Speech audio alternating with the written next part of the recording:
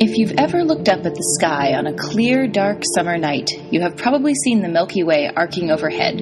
When we look at the pale band of the Milky Way, we are looking through the disk of our own galaxy, seeing the combined light from many thousands of stars. Scientists estimate that there are 300 billion stars in our galaxy, but most of them are too faint for us to see without powerful telescopes like the one that took this image. Many of these stars are just like our Sun and could even have planets that might support life. However, despite what this image may suggest, the Milky Way is not made up of only stars with voids of empty space between them. Looking back at the full Milky Way, we see a dark cloud-like band between many of the stars and us, blocking their light. This dark band is made up of clouds of dust and gas and is part of what astronomers call the Interstellar Medium, or the ISM. The ISM is the formal name for everything that fills the spaces between the stars in a galaxy.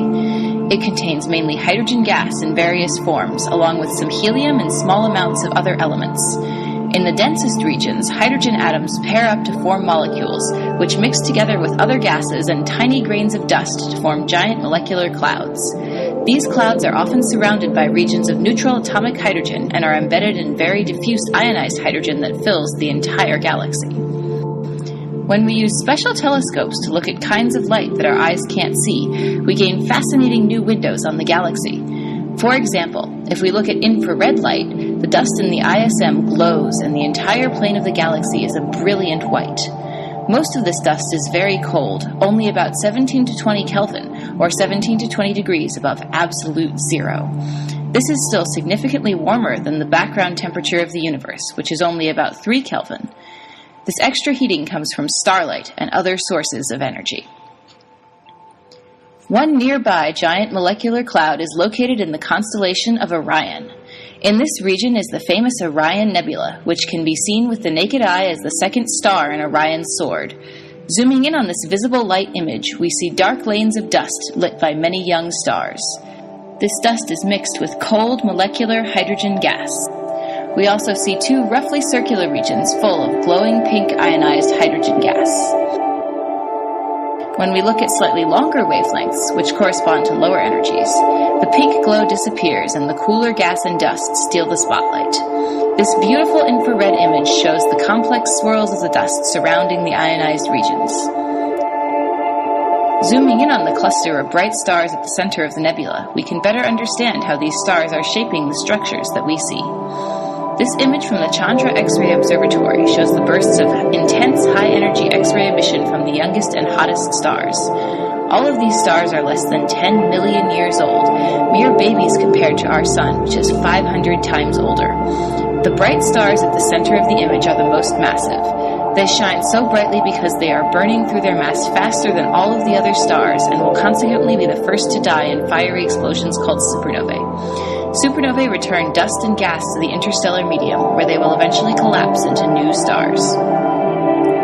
As they burn, the stars in the cluster release high-energy X-rays and ultraviolet light and winds of charged particles that stream into the surrounding ISM. The huge release of energy from the most massive stars sweeps the dust away and creates the huge cavity of ionized gas. The removal of all of the dust from this region allows us to peer directly into the center of the activity and catch tantalizing glimpses of how stars are formed. As we zoom back in on this region near the star cluster, we focus on a dusty tendril extending into the cleared space. Among the swirling clouds of glowing gas and dust, we see tiny dense clumps floating in space.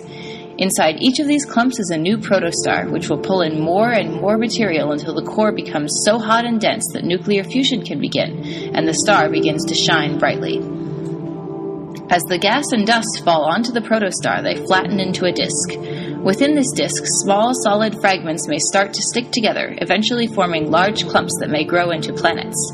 One of these protoplanetary disks is seen here as a tiny dark ring, with the protostar glowing at the center. As the protostar matures, the remaining dust and gas around the star will be blown away, leaving behind a star and planets that may look very much like our own solar system.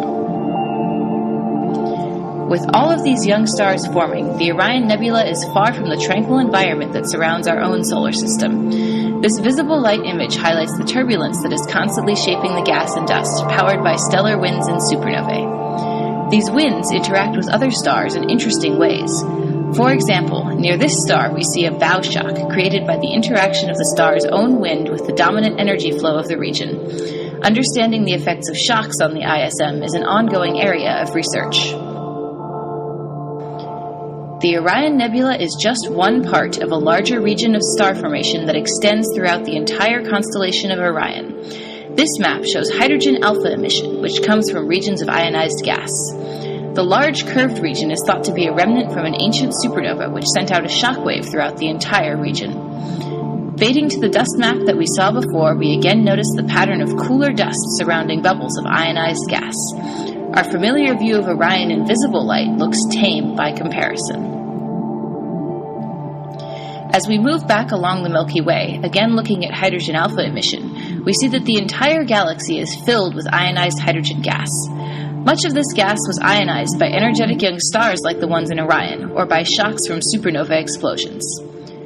One particularly prominent bubble of ionized gas surrounds the star Zeta Ophiuchi in the constellation of Ophiuchus. This star is unusual because it is moving very quickly away from the disk of the galaxy, which is why we see the bubble well above the plane of the Milky Way. If there weren't so much dust between us and Zeta Ophiuchi blocking its light, it would be one of the brightest stars in the sky.